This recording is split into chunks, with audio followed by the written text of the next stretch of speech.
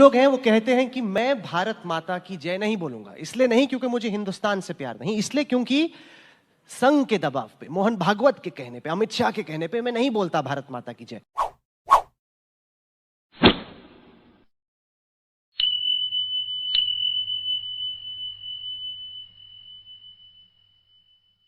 लोगों ने ये सवाल पूछा कि ऐसे टाइम पे जब अर्थव्यवस्था की विकास दर 4.5% पे आ गई है और आपको ये मालूम है कि एक विवादास्पद फैसला है जिसको लेकर अलग अलग तरह की प्रतिक्रियाएं हैं, क्या इस सरकार की सबसे बड़ी जो प्राथमिकता है वो ये नहीं होनी चाहिए कि अर्थव्यवस्था की विकास दर को कैसे बढ़ाया जाए? एक ऐसा कानून जो कि समाज में अलग अलग तरह के सवाल खड़े करता है, विवाद खड़े करता है, डिवाइड क्रिएट करता है, क्या इस वक्त पे जब इतने बड़े बड़े आपने फैसले लिया, आर्टिकल 370 का फैसला आपने लिया, राम मंदिर पर सुप्रीम कोर्ट में फैसला आया, क्या इस वक्त इस फैसले की टाइमिंग को आप एक्सप्लेन कीजिए। देखिए, वित्त विभाग अपना काम कर रहा है, गृह विभाग अपना काम कर रहा है। सरकार इस तरह से नहीं चलती कि एक जगह पे क्राइसिस, मानो आज थोड़ा लॉ एंड ऑर्डर का प्रॉब्लम है तो निर्मला जी वित्त विभाग में काम करना बंद कर देगी। नहीं नहीं नहीं नहीं, प्रायोरिटी तो ये है, चलो भाई अब वित्त विभाग वाले भागो सारे।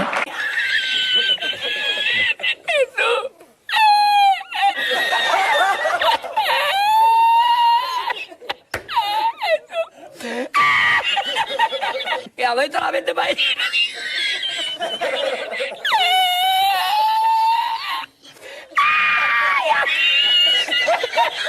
ऐसे देश नहीं चलते हैं राहुल। हर विभाग अपने अपने तरीके से चलता है, साइमल्टेनियसली काम करते हैं, एक लीडर के नेतृत्व में चलते हैं और अच्छा परफॉर्म करते हैं। लोग हैं वो कहते हैं कि मैं भारत माता की जय नहीं बोलूंगा। इसलिए नहीं क्योंकि मुझे हिंदुस्तान से प्यार नहीं, इसलिए क्योंकि संघ के दबाव पे, मोहन भागवत के कहने पे, अमित शाह के कहने पे मैं नहीं बोलता भारत माता की जय। क्या आपके हिसाब से अमित शाह ऐसे लोग देशद्रोही हैं? सबसे पहले तो बहुत दुर्भाग्यपूर्ण है कि आज़ादी के इतने सालों के बाद इस तरह की बहस इस देश में छिड़ी है और मीडिया इस बहस को तुल दे रहा है। और भारत माता की जय ना संघ, ना भाजपा, ना संघ या भाजपा के किसी पदाधिकारी या नेता के दबाव में बोलने की जरूरत है। भारत माता की जय का नारा संघ बना उससे पहले बना है। भारत माता की जय का नारा भाजपा की स्थापना से सालों पहले से बना है। वंदे मातरम भारतीय जनता पार्टी और संघ अस्तित्व में आई उसके सालों पहले बना है। रुको जरा, सब्र करो। और सवाल राहुल जी आप मुझे पूछ रहे हैं, उसकी जगह उनको पूछना चाहिए कि बोलने में दिक्कत क्या है, तकलीफ क्या है, किस चीज के कारण वो नहीं बोल रहे हैं। मैं मानता हूं कि ये बहस निरर्थक है। देश की जनता को फैसला करने दीजिए और 99% जनता इस बात के साथ सहमत है कि इस देश में रहने वाले हर एक व्यक्ति को भारत माता की जय बोलने में कोई आपत्ति नहीं होनी चाहिए। मेरे आने से पहले अभी बुलाया, आप जरा हाथ खड़ा करिए तो कितने लोग बोले भैया? ऑडियंस देख लीजिए, यहाँ हिसाब किताब। आप जरा हाथ खड़ा कीजिए, कितने लोग नहीं बोलने को तैयार भारत माता की जय? हाथ खड़ा करिए, हाथ खड़ा कीजिए, कितने लोग हैं जो भारत माता की जय नहीं बोलने को तैयार? हेड टेबल से लेके तो मैं 10 हाथ हैं। तो मैं सोच समझ कर ही 99 बोला हूं। नहीं,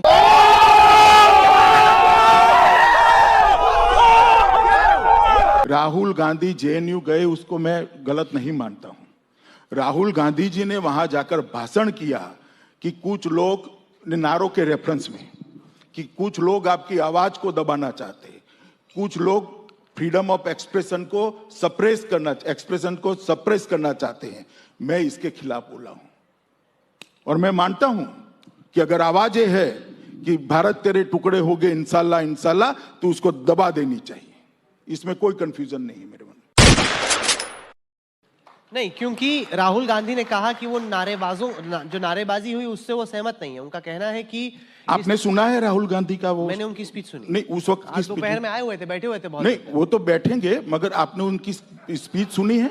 हाँ हाँ, मैंने सुनी। उसमें कहा बोले मैं सहमत नहीं हूं? नहीं, जब उस मंच पे थे तब उन्होंने नहीं बोला। तो मैंने मंच ऊपर जाने के बाद उनकी टीका करी थी, पीछे क्या बोले उसकी टीका नहीं करी थी। खत्म, bye bye, tata, goodbye, गया। आपने गौर किया हो कि मनीष सिसोदिया बोल रहे हो, पीछे से दिग्विजय जी उन्हें बता रहे हैं कि क्या बोलना है, थोड़ी मदद कर रहे हैं। तू मेरा दोस्त है।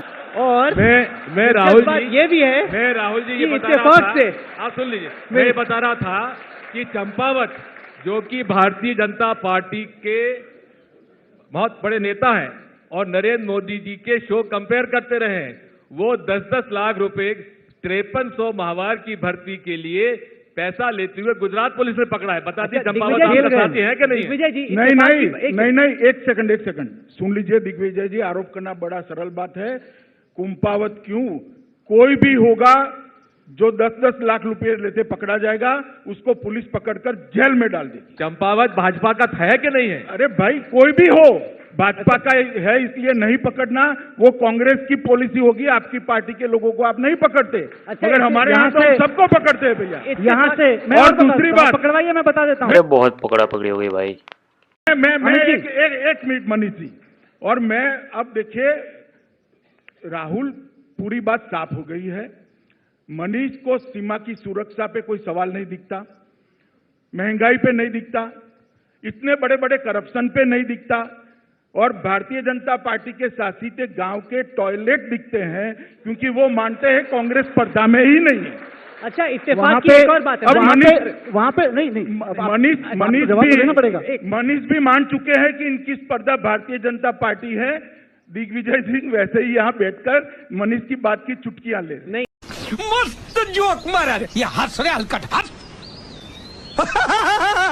2014 से आपका ग्राफ रहा है। मैं बचपन से ही ऐसे राजनीति करता हूँ, मैं नहीं बदलता।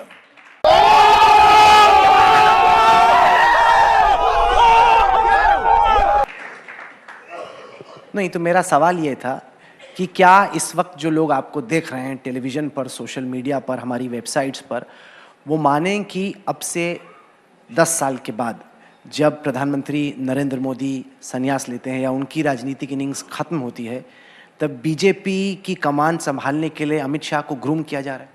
देखिए, बीजेपी की कमान तो आज भी मैं संभाला हूँ, मैं पार्टी का अध्यक्ष हूँ। आप भी समझ रहे हैं मैं क्या कह नहीं, मैं ही बीजेपी की कमान। जहां तक आप जो पूछ रहे हैं प्रधानमंत्री पद के लिए, मेरी पार्टी में मैं बहुत जूनियर हूं, मुझसे बहुत सीनियर नेता मेरे आगे हैं, और मैं मानता हूं कि मेरी आगे कौन है? ढेर सारे हैं भाई, छोड़ दो ना नाम। ढेर सारे नेता मेरे आगे हैं, और मैं मानता हूं कि हमारी पार्टी में फैसले व्यक्ति खुद नहीं करता, पार्टी करती है ना। मैं ये रेस में हूं। अभी हम सबका जो मंत्री है, सबका एक ही ध्यान है, मोदी जी सफल हो और नए भारत की रचना हो, और नया भारत दुनिया में यश प्राप्त कर एक ऐसे मकाम पर पहुंचे जो पहुंचाने के लिए हमारे आजादी के संग्राम के लोगों ने स्वप्न देखा। मोदी जी को सफल बनाने में आपने पूरी ताकत लगाई हुई है, इसमें तो कोई दो राय हो ही नहीं सकती। लेकिन मेरा सवाल अमित शाह जी आपसे यह है कि क्या आप अपने आप को एक दिन, जब भी वो दिन आए, भारत के प्रधानमंत्री के तौर पे तल को निचोड़ोगे तेल नहीं निकलेगा, प्रयास छोड़ दो।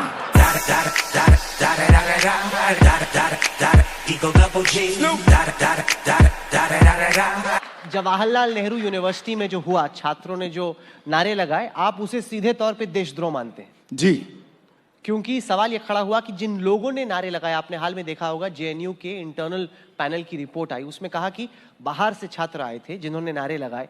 हम जानना चाहते हैं, आप बीजेपी के चीफ हैं, गवर्नमेंट को रिपोर्ट करती है दिल्ली पुलिस, 1.5 महीने से ज्यादा हो गया, अब तक वो लोग पकड़े नहीं गए जिन्होंने नारे लगाए आके। भैया राहुल, आप इतने बड़े पत्रकार हो, मुझे समझाओ 9 फरवरी को क्या था? देश की आजादी के दिन था, गणतंत्र दिन था, जेएनयू की स्थापना दिन था, क्या था जरा बताओ तो मुझे, क्या था? नहीं, क्योंकि नहीं, 9 फरवरी को क्या था पहले ये बताइए। मैं बताता हूं, कुछ छात्रों ने आके नारे लगाए। 9 फरवरी को क्या था? तोड़ने की बात की।